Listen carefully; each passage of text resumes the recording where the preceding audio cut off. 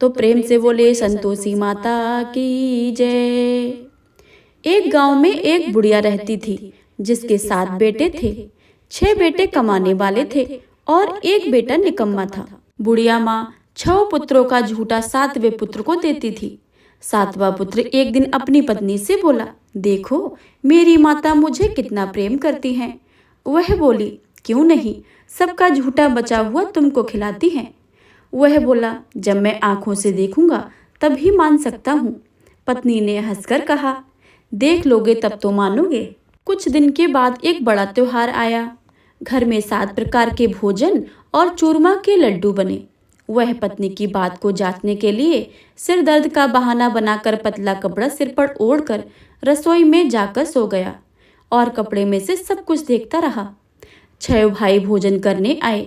उसने देखा कि माँ ने उनको सुंदर सुंदर आसन बिछाए, 7 प्रकार की रसोई परोसी और आग्रह कर करके उन्हें भोजन कराती रही। वह देखता रहा। 6 भाई भोजन करके उठ गए। तब माँ ने उनकी 5 थालियों में से लड्डुओं के टुकड़ों को उठाया और एक लड्डू बनाया। झूठन साफ करके माँ ने उसे पुकारा, उठ बेटा उठ, तेरे भाई ने भोजन कर लिया है, तू भी उठकर भोजन कर ले। उसने कहा, माँ मुझे भोजन नहीं करना है, मैं परदेश जा रहा हूँ। माता ने कहा, कल जाना हो तो आज ही चला जा। वह बोला, हाँ हाँ आज ही जा रहा हूँ। यह कहकर वह घर से निकल गया। चलते चलते उसे पत्नी की याद आ गई। गौशाला में कंडे थाप रही थी। वहां जाकर वह बोला, मेरे पास तो कुछ नहीं है, यह अंगूठी है, सो ले लो और अपनी कोई निशानी मुझे दे दो। वह बोली, मेरे पास क्या है, यह गोबर भरा हाथ है। यह कहकर पत्नी ने उसकी पीठ को गोबर से थाप मार दी। वह चल दिया। चलते चलते दूर देश में पहुंचा। वहां एक साहूकार की दुकान थी। वहां जाकर बोला, सेठ जी मुझे नौकरी पर रख लो। साहूकार को नौकर की सख्त जरूरत थी। साहूकार ने कहा, काम देखकर तनख्वाह मिलेगी। उसने कहा, ठीक है सेठ जी, जैसा आप समझें। उसे साहूकार के यहाँ नौकरी मिल गई। वहाँ रात दिन काम करने लगा। कुछ दिन में दुकान का लेन देन, हिसाब किताब, ग्राहकों का माल बेचना, सारा काम करने लगा। साहूकार के साथ 8 नौकर थे। वे सब चक्कर खाकर गिरने लगे, लेकिन उसने अपनी लगन, परिश्रम और ईमानदारी से सभी को पीछे छोड़ दिया। उसे अपने किए का फल मिला। सेठ ने भी उसका काम देख और 3 महीने में उसे मुनाफे में साझीदार बना लिया। परिश्रम करते करते 12 वर्ष में वह नगर का नामी सामी सेठ बन गया और सेठ अपना कारोबार उस छोड़कर बाहर चला गया। इधर उसकी पत्नी पर क्या बीती वह सुनो। सास ससुर उसे दुख देने लगे। गृहस्थी का सारा काम करवा के उसे लकड़ी लेने जंगल में भेजते। इसी बीच घर की रोटियों के आटे से जो भूसी निकलती उसकी रोटी बनाकर रख दी जाती और फूटे नारियल की नरेली में पानी दिया जाता। इस तरह दिन बीतते रहे। एक दिन जब वह जंगल में लकड़ी लेने जा रही थी, अब उसे रास्ते में बहुत सी स्त्रियां संतोषी माता का व्रत करते दिखाई दी।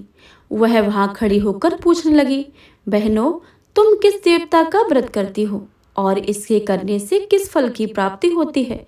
इस व्रत करने से क्या विधि है? यदि तुम अपने इस व्रत का विधान मुझे समझाकर कहोगी तो मैं तुम्हारा बड़ा ही एहसान मानूंगी। उनमें से एक स्त्री बोली, सुनो बहन, यह संतोषी माता का व्रत है। इसके करने से निर्धनता, दरिद्रता का नाश होता है, लक्ष्मी आती है, मन की चिंताएं दूर होती हैं, मन को प्रसन्नता और शांति मिलती है, निपुति को पुत्र मिलता है, प्रीतम बार गया है तो शीघ्र ही लौट आता है, कुंवारी कन्या को मनपसंद वर मिल जाता है, चलता मुकदमा भी खत्म हो जाता है, कलह कलेश की निवृत्ति हो जाती है, मुख शांति हो जाती है, घर में धन जमा और धन जायदाद का लाभ होता है तथा और भी मन में जो भी कुछ कामना हो सब संतोषी माता की कृपा से पूरी हो जाती हैं। इसमें तनिक भी संदेह नहीं है। वह पूछने लगी, यह व्रत कैसे किया जाता है, यह भी बताओ तो बड़ी ही कृपा होगी।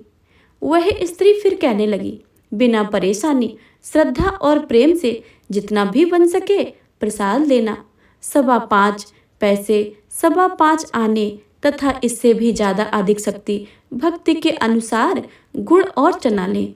हर शुक्रवार को निराहार रहकर कथा कहना और सुनना, इसके बीच का क्रम नहीं टूटे, लगातार नियम पालन करना। सुनने वाला कोई ना मिले तो घी का दीपक जलाकर उसके आगे जल का पात्र रखकर कथा कहना, परंतु नियम ना टूटे। जब तक कार्य सिद्धि ना हो नियम पालन करना, और कार्य सिद्धि हो जाने पर व्रत का उद्यापन करना। 3 मास में माता पूरा फल प्रदान करती हैं। यदि किसी के ग्रह भी खोटे हो तो भी माता अवश्य ही उनको अनुकूल कर देती हैं। कार्य सिद्धि होने पर ही उद्यापन करना, बीच में नहीं करना। उद्यापन में 2.5 सेर आटे का खाजा तथा इसी अनुसार खीर और चने का साग बनाना। 8 बच्चों को भोजन कराना। जहाँ तक मिले देवर जेठ भाई बंधु कुटुंब के लड़के लेना, अगर ना मिले तो रिश्तेदार और पड़ोसियों के लड़के बुलवाना। उन्हें भोजन कराकर यथाशक्ति दक्षिणा देना। माता का नियम पूरा करना। ध्यान रखना उस दिन घर में कोई खटाई ना खाए। यह सब सुनकर वह चल दी।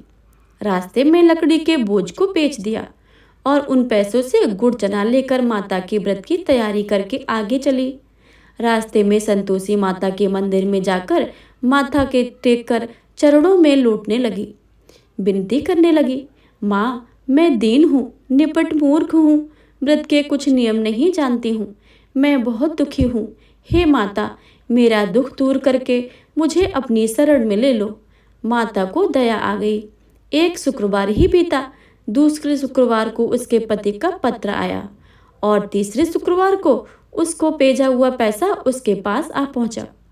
यह देखकर जिठानी मुंह सिकोड़ने लगी। इतने दिनों के बाद इतना पैसा आया है, इसमें क्या बड़ाई है।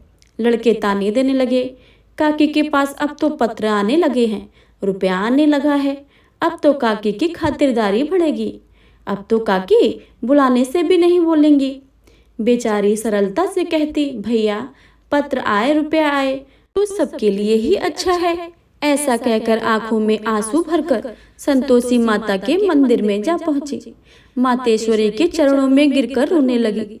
माँ, मैंने तुमसे पैसा नहीं मांगा है, मुझे पैसे से क्या काम है, मुझे तो अपने सुहाग से काम है, मैं तो अपने स्वामी के दर्शन और सेवा मांगती हूँ। तब माता ने प्रसन्न होकर कहा, जा बेटी, तेरा स्वामी जल्दी ही आ जाएगा। यह सुनकर खुशी से बावली होकर वह घर का आकर काम करने लगी। संतोषी माँ विचार करने लगी, इस भोले पुत्री से मैंने कह तो दिया है तेरा पति शीघ्र आएगा, पर आएगा कहाँ से? वह तो इसे स्वप्न में भी याद नहीं करता है, उसे इसकी याद दिलाने तो मुझे ही जाना पड़ेगा। संतोषी माता ने उस बुढ़िया के बेटे को स्वप्न में समझाया, पुत्र तेरी घरवाली कष्ट उठा रही है। यह बोला, हाँ माता, मुझे सब मालूम है। माता, मैं क्या करूं, कैसे जाऊं? परदेश की बात है, लेन देन का सारा हिसाब किताब है, कोई जाने का रास्ता नजर ही नहीं आ रहा है। आप ही कोई राह दिखाएं, वहां कैसे जाऊं? माँ कहने लगी। सवेरे नहा धोकर संतोषी माता का नाम लेकर घी का दीपक जलाकर दंडवत कर और दुकान पर बैठ जाना। देखते ही देखते तेरा सारा लेन देन चुक जाएगा, जमा माल बिक जाएगा, सांझ होते होते धन का ढेर लग जाएगा। वह अगले दिन सुबह बहुत ही जल्दी उठा। उसने अपने मित्र बंधुओं परिचितों के स्वप्न में माता द्वारा कही हुई बातों को सुनाए। वे सब उसकी बात सुनकर उसकी खिल्ली उड़ाने लगे। वे कहने लगे कि कहीं कभी सपने की बात भी सच्ची होती है। एक बूढ़ा व्यक्ति बहुत समझदार था। वह बोला, देखो भाई, मेरी बात मानो, इस तरह सच या झूठ कहने के बदले देवता ने जैसा कहा है वैसा ही करना। तेरा क्या जाता है? बूढ़े की बात मानकर नहा धोकर उसने संतोषी माता को प्रणाम किया। फिर भी दीपक का जलाकर दुकान पर जाकर बैठा। शाम तक धन का ढेर लग गया। वह हैरान हो गया। मन में संतोषी माता का नाम ले प्रसन्न होकर घर जाने के वास्ते कपड़ा गहना सामान खरीदने लगा। सब काम से निपट अपने घर को रवाना हुआ। उधर बेचारी उसकी पत्नी जंगल में लकड़ी काट लेने गई। लौटते वक्त थक जाने के कारण संतोषी माता के मंदिर पर विश्राम करने बैठ गई। यह तो उसका रोज का रुकने का स्थान था। धूल उड़ती देखी उसने माता से पूछा, हे माता, यह धूल कैसी उड़ रही है? माँ ने कहा, हे पुत्री, तेरा पति आ रहा है। अब तू ऐसा कर कि लकड़ियों के 3 बोझ बनाकर एक नदी के किनारे रख, दूसरे मेरे मंदिर पर और तीसरा अपने सिर पर रख। तेरे पति को लकड़ी का गट्ठा देखकर मोह पैदा होगा। वह वहां रुकेगा, नाश्ता पानी बनाकर खाकर माँ से मिलने जाएगा। तू लकड़ी का बोझ उठाकर जाना और बीच चौक में गड्ढा डालकर आवाजें जोर जोर से लगाना। लो सासू जी, लकड़ी का गट्ठा लो, भूसी की रोटी दो, नारियल के खेपड़े में पानी दो। आज कौन मेहमान आया है? संतोषी माँ की बात सुन वह बहुत अच्छा माँ कहकर प्रसन्न मन से लकड़ियों के 3 बोझ बना लेती है। एक नदी के तट पर, दूसरा माता के मंदिर पर रखा। इतने में ही मुसाफिर वहां आ पहुंचा। सूखी लकड़ी देख उसको इच्छा हुई कि अब यहीं विश्राम कर ले और भोजन बनाकर खा पी कर गाँव चले। इस प्रकार भोजन करके विश्राम कर वह अपने गांव में आ गया। उसी समय बहू सिर पर लकड़ी का गट्ठा लिए आई। उसने गड्ढा को आंगन में डाल जोर जोर से 3 आवाजें दी। लो सासू जी, लकड़ी का गट्ठा लो, भूसे की रोटी दो, नारियल के खोपड़े में पानी दो। आज कौन मेहमान आया है? यह सुनकर सास ने अपने दिए हुए कष्टों को भुलाने के लिए कहा, बहू तो ऐसा क्यों कहती है? तेरा मालिक ही आया है। बैठ, मीठा भात खाकर कपड़े गहने पहन। पत्नी की आवाज़ सुनकर उसका स्वामी बाहर आया और उसके हाथ में अपनी अंगूठी देखकर व्याकुल हो गया। उसने माँ से पूछा कि माँ, यह कौन है? माँ बोली, बेटा तेरी पत्नी है। आज 12 वर्ष हो गए हैं। जब से तू गया है तब से सारे गांव में जानवर की तरह भटकती फिरती है। काम काज कुछ करती नहीं है, 4 समय आकर खा जाती है। अब मुझे देखकर सूखी रोटी का और नारियल के खेपड़े में पानी मांगती है। वह बोला, माँ, मैंने तुम्हें भी देखा है और उसे भी देखा है। अब मुझे दूसरे घर की चाबी दे दो, मैं उसमें ही रहूंगा। ठीक है बेटा, जैसी तेरी मर्जी कहकर माँ ने चाबी का गुच्छा बेटे के सामने रख दिया। उसने दूसरे दिन घर को खोलकर सारा सामान जमाया। एक दिन में ही वहां राजा के महल जैसा ठाट बाट बन गया। अब क्या था, वह सुख भोगने लगी। अगला शुक्रवार उसने पति से कहा कि मुझे संतोषी माता का उद्यापन करना है। पति बोला, बहुत अच्छा है, खुशी से कर लो। वह उद्यापन की तैयारी करने लगी। जेठ के लड़कों को भोजन कराने के लिए कहने गई।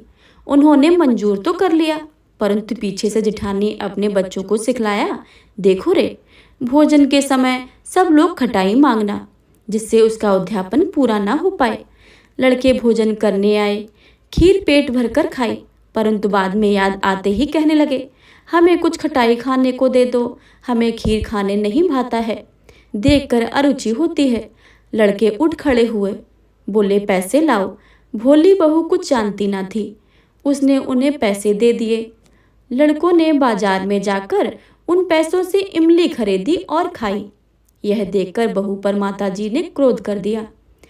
राजा के दूत उसके पति को पकड़कर ले गए। जब यह सब मालूम हो जाएगा, जब जेल की रोटी खाएगा। बहू से यह वचन सहन नहीं हुए। वह संतोषी माता के मंदिर में गई और कहने लगी, माता, तुमने यह क्या किया है? हंसाकर मुझे क्यों रुला दिया है? माता बोली, पुत्री, तूने मेरा व्रत भंग किया है, इतनी जल्दी सब बातें भुला दी। वह बोली, माता, भूली तो नहीं है, ना कुछ अपराध किया है, मुझे तो लड़कों ने भूल डाल दी है, मुझे क्षमा करो।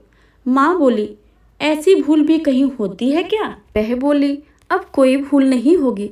अब बताओ मेरे पति कैसे आएंगे? माँ बोली, पुत्री, जा पुत्री, तेरे पति तुझे रास्ते में ही आते मिलेगा। वह मंदिर से बाहर निकलकर आई तो रास्ते में उसका अपना पति आता हुआ मिला। उसने पूछा, कहाँ गए थे? वह बोला, इतना धन जो कमाया है उसका कर चुकाने राजा के पास गया था, वह भरने गया था। वह प्रसन्न होकर बोली, भला हुआ, अब घर चलो। फिर अगला शुक्रवार आया। वह बोली, मुझे माता का उद्यापन करना है। पति ने कहा, ठीक है, करो। जब वह जेठ के लड़कों को भोजन कहने के लिए गई, जेठानी ने लड़कों को फिर सिखा दिया कि तुम पहले की तरह खटाई मांगना।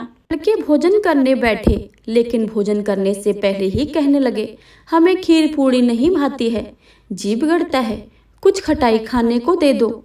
वह बोली, खटाई खाने को नहीं मिलेगी, खाना है तो खाओ। उन्हें उठकर चले जाने पर उसने ब्राह्मणों के लड़के बुलाकर भोजन करवाया। दक्षिणा की जगह उसे एक एक फल दिया। इससे संतोषी माता प्रसन्न हो गईं। माता की कृपा से 9 महीने के बाद उसके चंद्रमा के समान एक सुंदर पुत्र प्राप्त हुआ। पुत्र को लेकर वह प्रतिदिन संतोषी माता के मंदिर में जाने लगी। माँ ने सोचा कि वह रोज रोज आती है, आज क्यों न मैं इसके घर चलूं, इसका आसरा देखूं तो सही। यह विचार करके माता ने भयानक रूप बनाया। गुड़ और चने से सना हुआ मुख, ऊपर से सूंड समान होठ, उस पर मक्खियां भिनभिना रही थीं। दहलीज में पैर रखते ही उसकी सासू चिल्लाई, देखो रे, कोई चुड़हल डाकनी चली आ रही है, लड़को इसे भगाओ, नहीं तो यह सबको खा जाएगी। बहू रोशनदान से देख रही थी। वही प्रसन्न हो उठी, आज मेरी माता मेरे घर आई हैं। यह कहकर दूध पीते हुए बच्चों को गोद से उतार दिया। इस पर उसकी सास क्रोध में भरकर बोली, अरे राण, इसे देखकर कैसे उतावली हो रही है, जो बच्चे को पटक दिया है। इतने में माँ का प्रताप से जहाँ देखो वहाँ लड़के ही लड़के नजर आने लगे। वह बोली, माँ जी, मैं जिनका व्रत करती हूँ वह संतोषी माता यही है। इतना कहकर उसने झट से सारे घर के किवाड़ खोल दिए। सबने माता के चरण पकड़ लिए और विनती करने लगी, हे माता, हम मूर्ख हैं, अज्ञानी हैं, तुम्हारे व्रत की विधि हम नहीं जानते हैं। तुम्हारा व्रत भंग करके हमने बड़ा ही अपराध किया है। हे माता, आप हमारे अपराधों को क्षमा करें। इस प्रकार बार बार कहने पर संतोषी माता प्रसन्न हो गई। इसके बाद उसकी सास कहने लगी, हे संतोषी माता, आपने बहू को जैसा फल दिया है वैसा ही सबको देना। जो यह कथा सुने और पढ़े उसके सभी मनोरथ पूर्ण करना। प्रेम से बोलिए संतोषी माता की जय। अब आप सभी सुनिएगा संतोषी माता की आरती। जय संतोषी माता मैया, जय संतोषी माता, अपने सेवक जन को सुख संपत्ति दाता। ओम जय संतोषी माता मैया, जय संतोषी माता। सुंदर चीर सुनहरी माँ धारण कीनो, हीरा पन्ना दम के तन श्रृंगार लीनो। ओम जय संतोषी माता मैया, जय संतोषी माता। गेरू लाल छटा छवि बदन कमल सोहे, मंद हसत करुणामयी त्रिभुवन जन मोहे। ओम जय संतोषी माता मैया, जय संतोषी माता।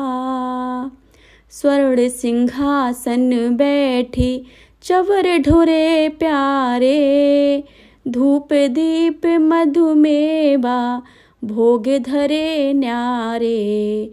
ओम जय संतोषी माता मैया, जय संतोषी माता। गुड़ और चना परम प्रिय ताम संतोष कियो, संतोषी कहलाई भक्तन वैभव दियो। ओम जय संतोषी माता मैया, जय संतोषी माता। जय शुक्रवार पिय मानत आज दिवस सोही, भक्त मंडली छाई कथा सुनत मोही। ओम जय संतोषी माता मैया, जय संतोषी माता। मंदिर जगमग ज्योति मंगल ध्वनि छाई, विनय करे हम बालक चरणन सिर नाई। ओम जय संतोषी माता मैया, जय संतोषी माता। भक्ति भाव में पूजा अंगीकृत की जो मन बसे हमारे इच्छा फल दीजो। ओम जय संतोषी माता मैया, जय संतोषी माता। दुखी दरिद्र रोगी संकट मुक्त किए, बहुधन धान्य भरे घर, सुख सौभाग्य दिए। ओम जय संतोषी माता, मैया जय संतोषी माता। ध्यान धरो जिसे जन ने, मन वांछित फल पायो। पूजा कथा श्रवण कर, घर आनंद आयो। ओम जय संतोषी माता, मैया जय संतोषी माता। शरण गहे की लज्जा, रखियो जगदम्बे। संकट तू ही निवारे, दयामयी अम्बे। ओम जय संतोषी माता, मैया जय संतोषी माता। प्रेम से बोलिए संतोषी माते की जय।